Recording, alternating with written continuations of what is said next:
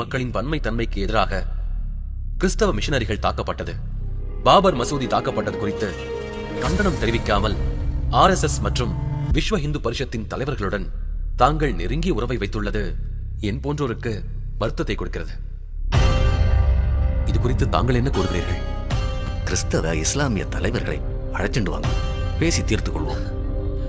சூத்ரன் சொத்து வைத்துக் கொள்ள உரிமை இல்லை. அதனை பிராமணர்கள், அதாவது ஆரியர்கள் பிடுங்கிக் கொள்ளவும் உரிமையுண்டு. பிராமணர் என்ன தவறு செய்தாலும் தண்டிக்கப்படக்கூடாது. அப்படி தண்டிக்கிற அரசர் கொல்லப்பட வேண்டும் என்ற மனு தர்மத்தில் உள்ள சட்டங்கள் நீதியாகுமா, நியாயமாகுமா?